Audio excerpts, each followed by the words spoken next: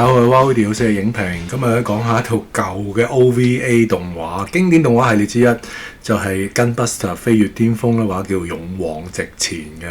咁點解要講呢套呢？因為喺我心裏邊呢個日本動畫三大經典之一，第一就係阿基拉，第二就係攻殼機動隊，咁第三咧就一定係 Gunbuster 啦。咁我終於係講到第三話啊 Gunbuster，IMDB 俾到7.7嘅，咁我俾到梗係滿分啦，經典之一。咁當年 Gunbuster 咧係1988年嘅 OVA 動畫嚟嘅，全名咧叫做 Original Video Animation。咁咧佢係3大卷，分6話嘅。咁你大概係半個鐘頭到一話啦。如果你計埋唱歌嚟講嚇，咁如果獨立嚟計咧，可能你第1、2話嗰啲咧25分鐘我睇過啦。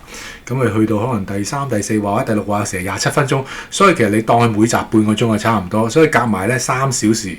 你當一套電影去Titanic咁。咁當年我睇咧，我就係睇 VCD 嘅，我買 VCD 嚟睇。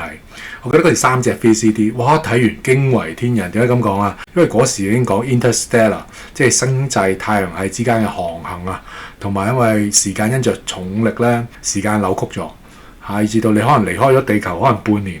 但係喺地球嘅時間已經過10年啦，即係滄海桑田。嗰時我記得應該都係高中嘅時候買嘅，我冇記錯，或者大學嘅時候買。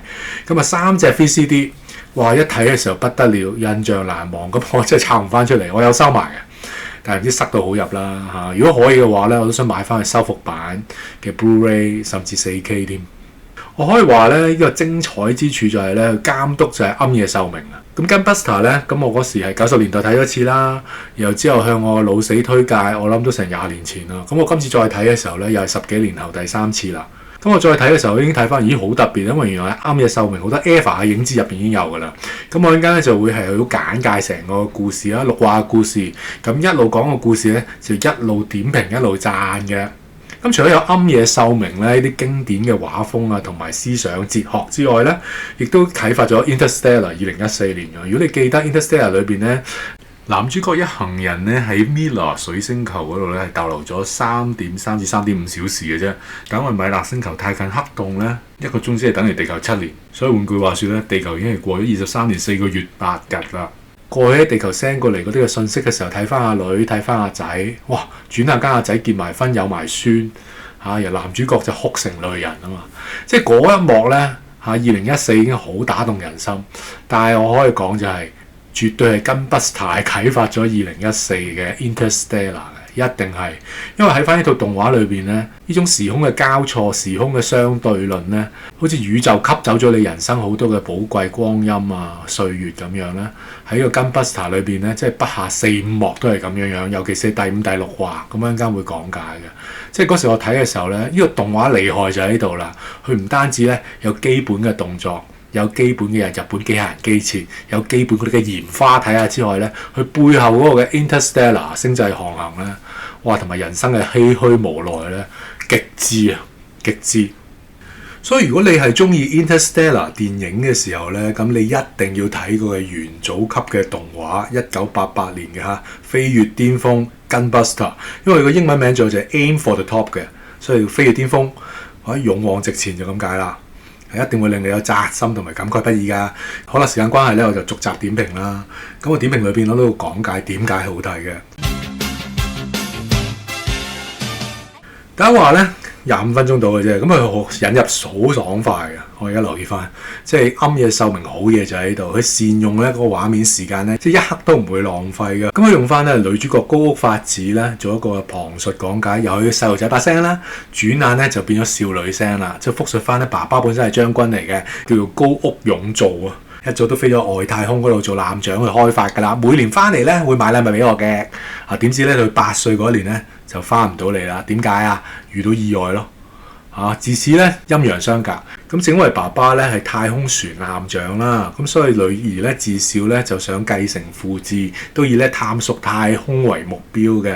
咁佢呢個背景同埋引入咧就好爽快啦。所以轉眼間咧，主角發子咧就去到沖繩女子宇宙高等學校嗰度咧受訓啦。咁佢受訓期咧其實都唔過半年，4個月嘅啫。因為4個月嘅時候就有選拔啦。當中已經開始有啲煙花噶啦，跳繩啦。換衫啦，就之後你會講到有啲沖涼啊等等嘅。咁但係第一話精彩就係咩咧？佢有嗰啲嘅競賽元素、比賽元素啊嘛。即係一班同學仔咧喺個沖繩女子宇宙高中嗰度學習咧，嗰時班與班之裏邊有互相嘅比較啦。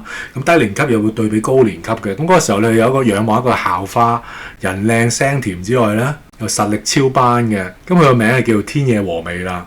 咁嗰個鏡頭就係咧，女主角就望住操場上面嘅天野和美啦。咁其實成班其他嘅同學仔都仰慕呢個師姐嘅，師姐又好勁啦。更加咧就影射到自己就好孱、好廢、好鈍。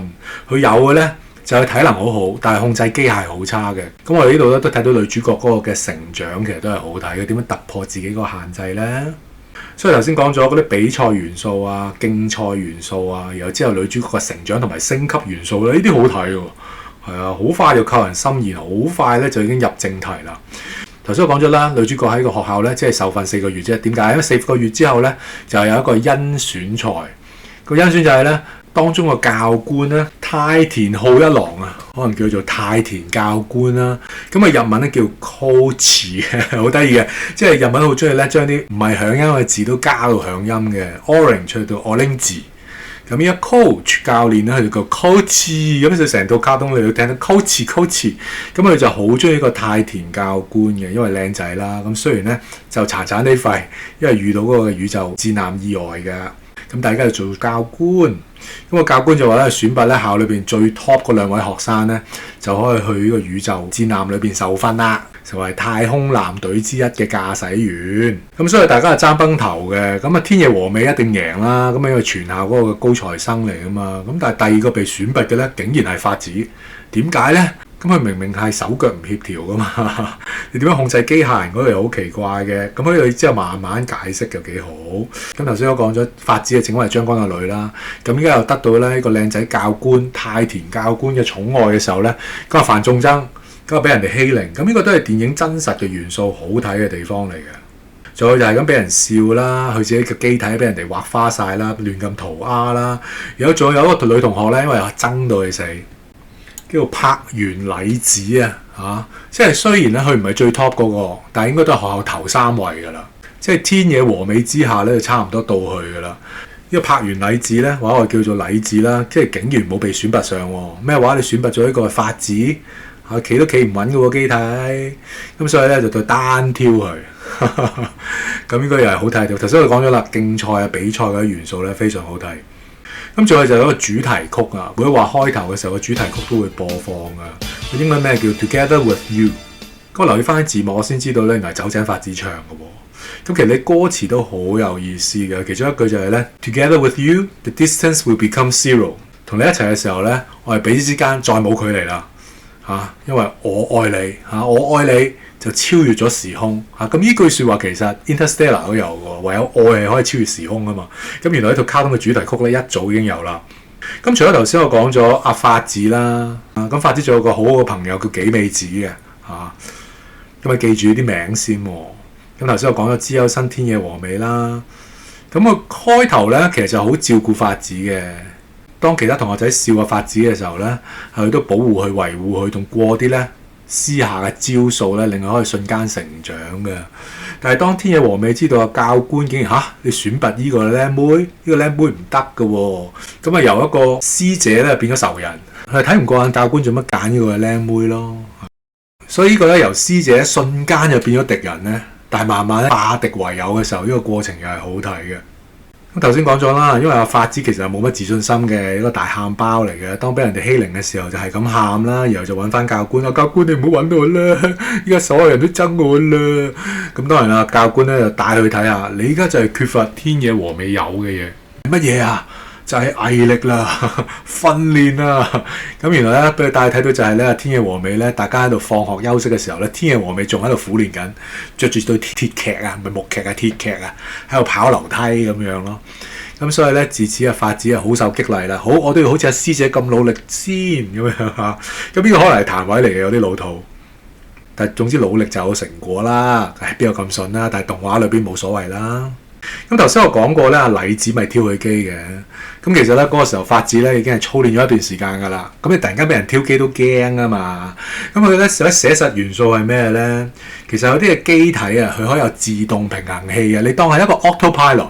咁原來咧教練就好，依家大家熄咗個 autopilot 去。咁你熄咗 autopilot 嘅時候咧，每個人都要自己喺度平衡咧，原來係好難嘅。咁同一時間你熄咗 autopilot，你仲要圍圈跑啊，做掌上壓啊，做一啲平衡嘅動作，做打鬥嘅動作，其實都好難。咁所以法子咧，佢本身係手腳唔協調噶嘛，呢個情況，即係喺機體上面手腳唔協調，佢好難控制機械，所以就節節咁敗退嚇，係咁俾阿麗子揼到飛起嘅。但係最後一刻，教官都提醒佢嚇，鼓勵佢相信自己，相信自己嘅感官，所以咧就熄咗個 sensor。咁佢最後咧就使個耍家嘅空中飛踢啦，好似蒙面超人咁樣樣啦，咁一腳咁啊踢飛咗阿麗子，咁啊一腳就贏咗。好神奇喎！但係呢個嘅角色嘅成長啦，角色與角色之間嗰種張力啦，唔抵得你咧，你係將軍個女大晒啊嚇！依家啊靚仔太田教官睇中你，你啊大晒啊！咁呢啲咧角色嘅張力就好睇啦，而且角色之間嘅對立啦嚇。咁當然呢個禮子咧，俾佢一腳踢嘅時候咧，咁佢都願打服輸嘅，輸咗嘅時候咧，佢都心服口服。咁之後呢個故事發展都好奇特嘅。呢個例子最後咧係留翻喺地球呢個高中裏邊咧，係做咗呢間高中嘅校長。喺第6話嘅時候會講啦。咁頭先我講咗一系列嘅佢有嘅動作啦，有啲機設啦，佢有嘅真實感啦。頭先話熄咗 autopilot，你要自己去平衡啦。有少少鹽花啦，你知嗰時日本仔嘅啦，我諗依家畫唔翻噶啦，即係總有少少鹹鹹地咁樣啦。龍珠嗰時都係㗎，總係要阿莊子除少少咁，有啲鹹鹹地咁樣嘅。咁啊，即係對一班男性觀眾係派福利啦。咁頭先真實感嗰度都講咗啦，同埋當咧即係主角失敗咗，跟唔到咧靚仔教官嘅指示咧，要當眾跑50圈咁，嗰啲又好凄涼啦，大家都笑佢啦。咁仲有個反轉位就係頭先我都講咗，佢咁廢點解會選佢嘅咧？真係服唔到眾嘅噃。咁原來咧佢喺第2話、第3話慢慢解釋啦。原來有一個秘密機體就叫 Gunbuster 就係一個靚仔太原教官咧佢所設計嘅。咁咪專係為法子同埋天野和美設計嘅。咁點解咧？咁你要等到第2話就開估喎。你第一幕嘅時候，你第一話都覺得好奇怪即係你擺明係大細超嘅啫 ，favoritism 啫。原來第2話有解釋嘅。咁去到第2話之前仲有一個讚位未講咧，就係因為阿太田教官咧私下咁訓練法子啊嘛。咁嗰幾幕咧，短短可能1分鐘都冇噶，但係就好有 Rocky 嗰種嘅熱血感覺，係一路跑啊，沙灘跑啊，一路跑個揮拳啊嗰啲咧。非常正，真係好正，好有 Rocky 感覺，好熱血所以個人成長第1集已經好好睇啦。又更加重要就係最後係贏個例子啊嘛，即係你喺眾人面前衰咗，你喺眾人面前起翻身，贏翻例子嗰度咧，哇又係好睇，節奏好明快。所以咧片尾嘅時候咧已經係去到上太空啦，因為你被甄選咗啦嘛片尾已經上太空啦。咁佢第2話嘅時候咧，直接講翻太田教官嗰個嘅由來佢全名咧其實叫做太田浩一郎，本身係跟從咗高屋勇做艦長嗰個艦隊嘅就係適逢就係法子爸爸嘅旗下咁更加就係咧，原來係法子爸爸讓咗唯一一個逃生艙嘅位俾佢。太田本身唔肯嘅，呢個剩翻一個逃生嘅位，梗係留俾艦長啦。但係艦長話：你係後生仔，仲有無限嘅未來，未來交俾你哋啦。咁即係將呢個嘅傷兵太田咧半推半就咁拱佢上去，咁佢自己咧留翻個戰艦嗰度，咁艦長咧就留喺個戰艦度啦，同個戰艦共存亡嘅。咁所以咧太田咧就念念不忘咧，即係艦長對佢恩情所以都解釋翻點解會對佢個女法子咧，即係俾咁多機會佢。咁Gunbuster嘅設計咧，亦都為咗法子而做嘅。咁一切都解釋到點解即係傻佢咯。點解都係俾佢咁多機會同埋施教佢啦？咁第2話咧個名就叫《不敵天才少女之挑戰》因為佢哋上到太空嘅時候咧，去到近月球嘅太空站咧要有特訓。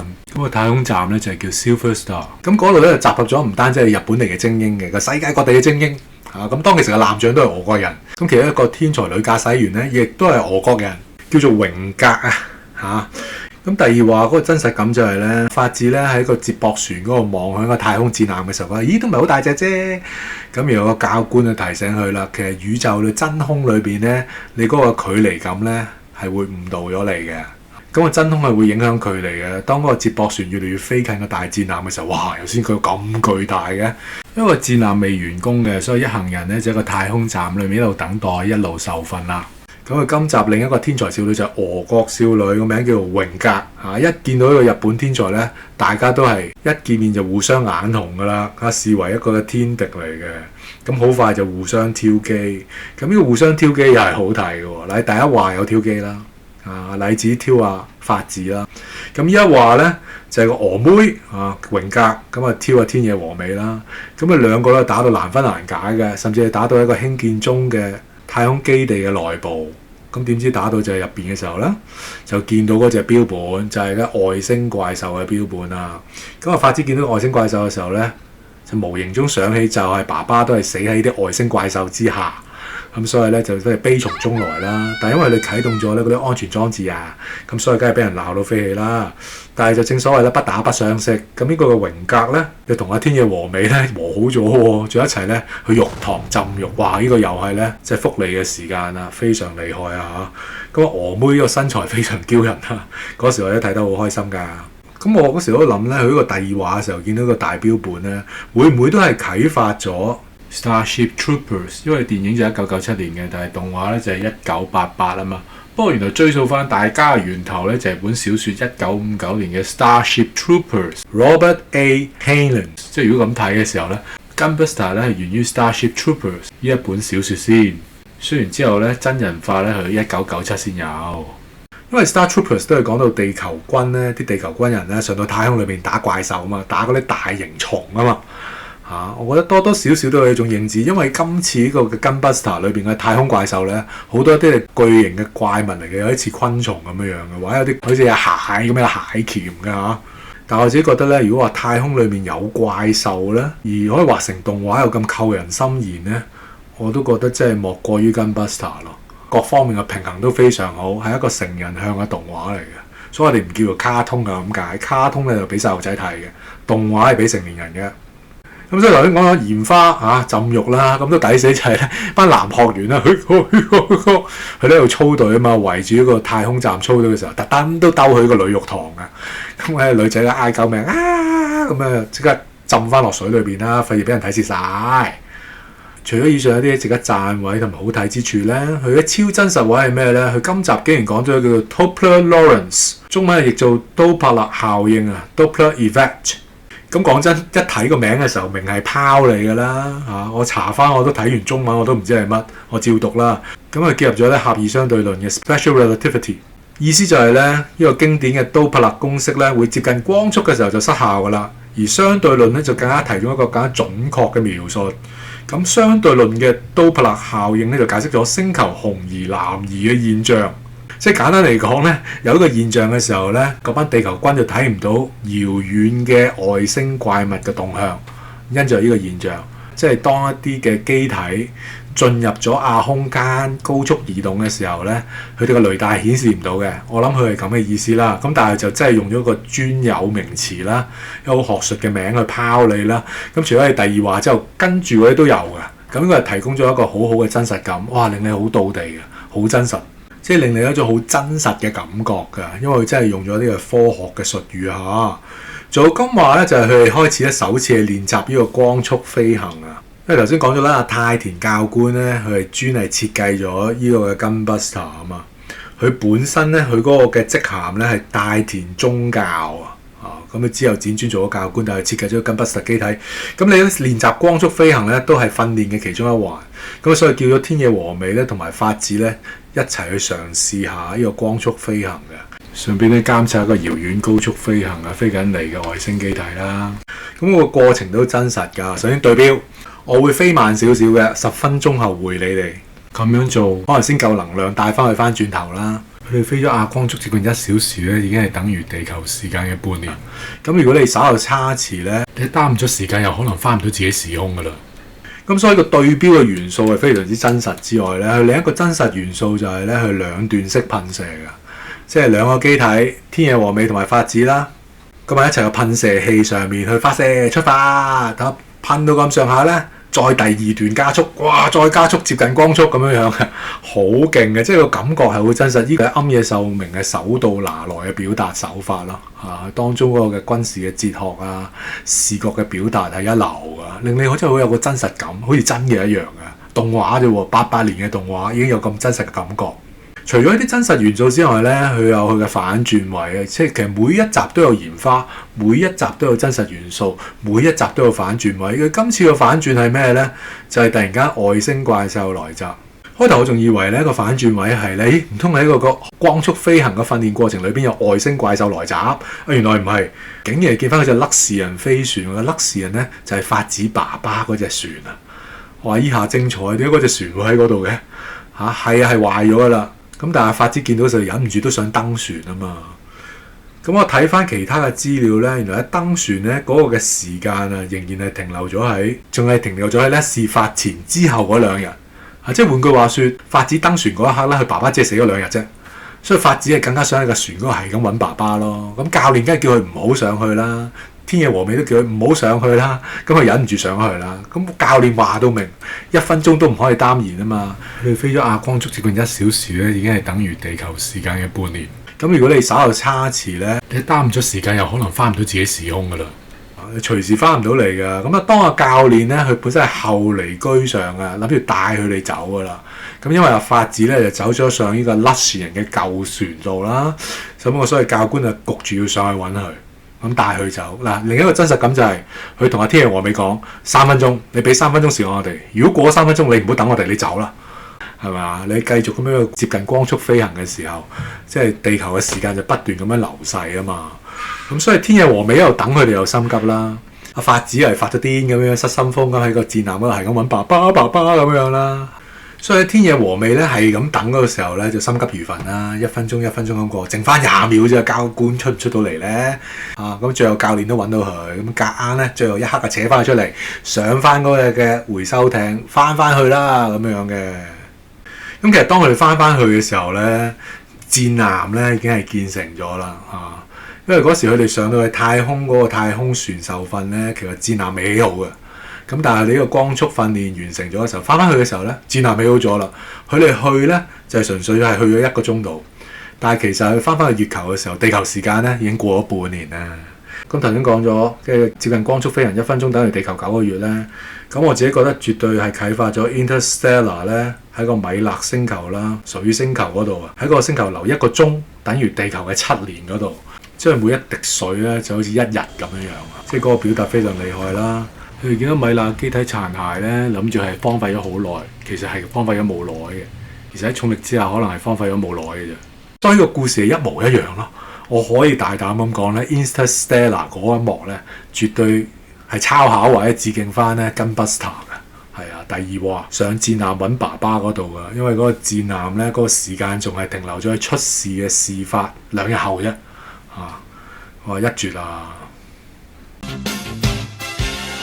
咁我去到第3話叫 First Love First Story， 佢呢度個開幕都搞鬼嘅。開幕咧就用咗唱 K 一齊唱情歌啦。咁但係個字幕咧不斷喺度述史嘅，講緊啲歷史嘅，所以個聲音同埋文字説故事係一絕嘅。咁呢個我唔需要提啦。Eva 咧佢首創嘅 Eva 字體啦，同埋 Eva 使徒來襲，咁樣有啲字去表達咧，所以嗰個嘅聲字嘅表達係一絕嘅。咁原來咧 Gunbuster 咧暗夜秀明已經有沿用呢個嘅藝術表達啦，非常好嘅。咁女主角咧法子去望住茫茫宇宙啦，咁其實咧開始咧就惦念對朋友嗰個思念啦。頭先講咗個幾美子啦係好朋友啦，咁啊掛住佢嘅，但係幾美子係冇得被選拔嘅，咁佢嗰個留咗喺地球嗰度。咁而法子咧就上個戰艦上面啦，因為戰艦已經係建成咗啦。咁戰艦叫做 Excellion， 咁啊好緊要呢個名去到第5話嘅時候咧會解釋個 Excellion 個結局嘅。咁第3話咧用咗唱 K 唱情歌引入抵死之外咧，佢哋就玩講鬼故。佢就話啦，當戰艦咧進入亞空間嘅時候咧，就好似去咗冥界一樣，同一個亡靈可能有接觸㗎。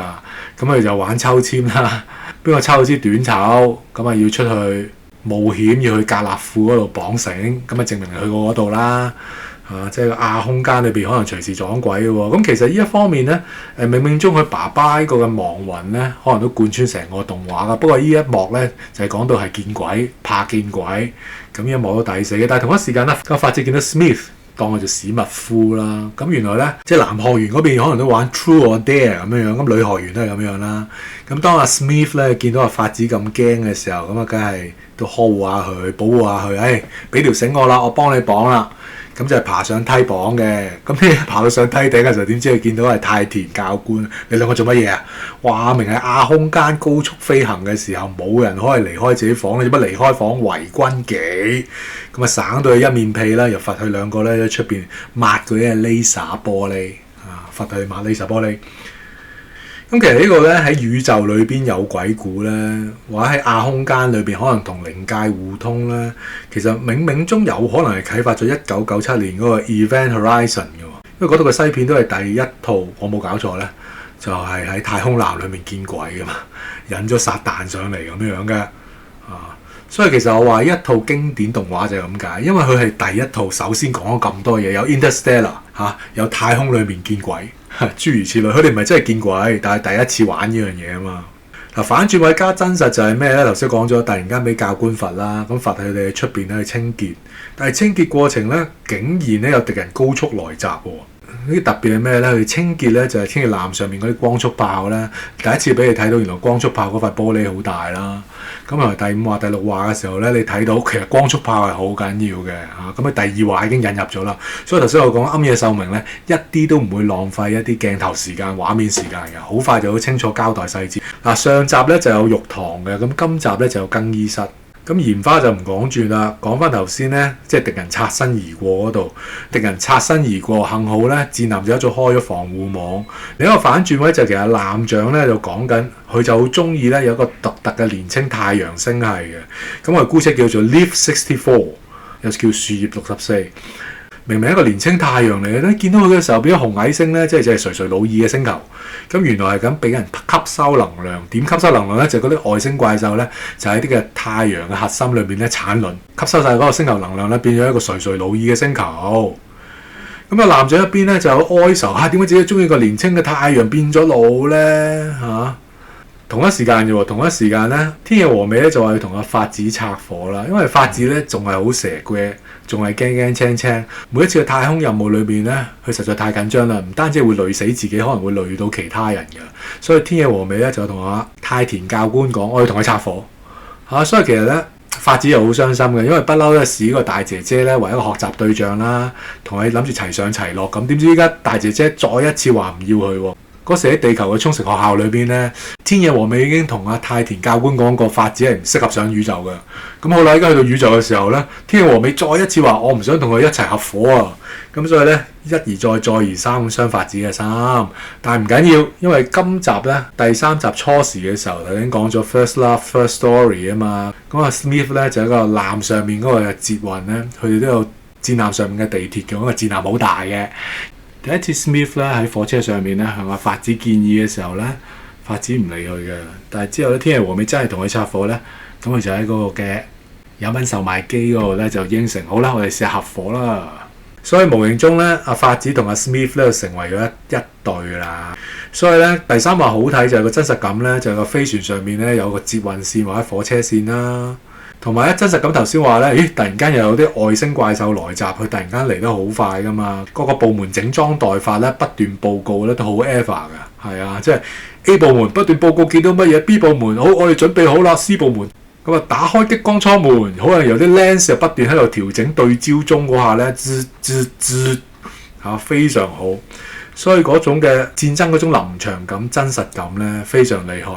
暗夜秀明除咗 Eva 表達，依家都喺 Gunbuster 原來一早表達咗㗎啦。各個部門喺咁報告，仲有就係咧嗰個艦長隔離企住個副艦長咧，其實已經一早好 Eva 㗎啦，一模一樣嘅。仲有其他真實感係咩咧？阿教官咧就不斷指揮每隊與每隊之間要分隔1000米嚇，唔好咁近，費事撞埋一嚿撞埋一齊。嗱，你一聽到撤退就要撤退啦，唔好俾人哋包圍啊，最後係冚包散㗎。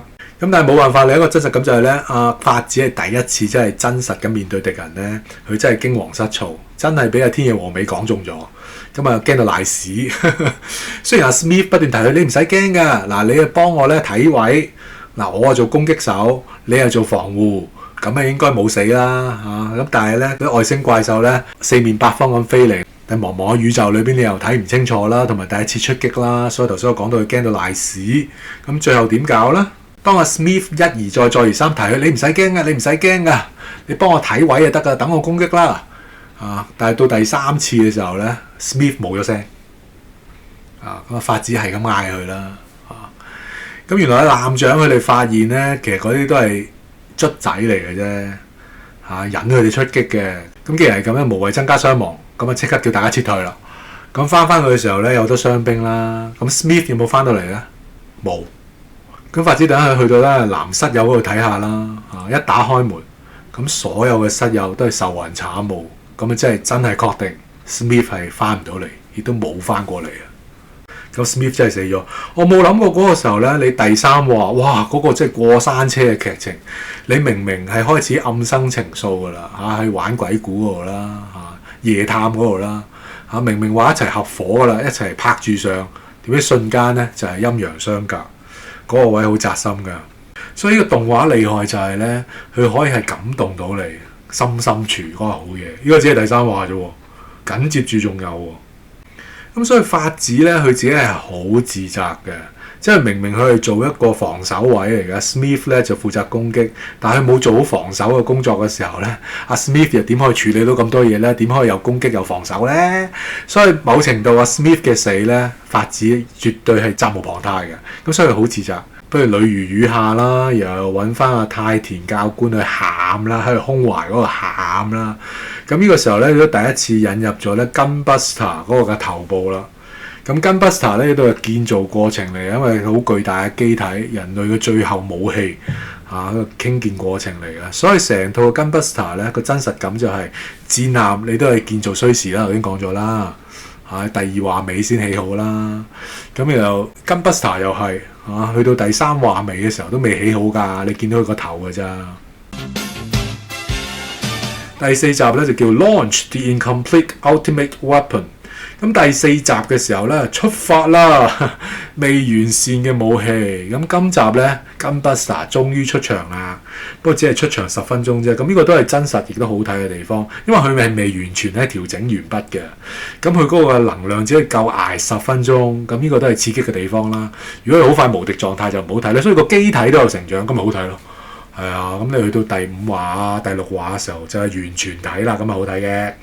咁就第4集開始嘅時候咧，又係好 EVA， 所有地球嗰啲高官一齊圍住個圓台開會，黑麻麻咁樣開會，唔係好光嘅。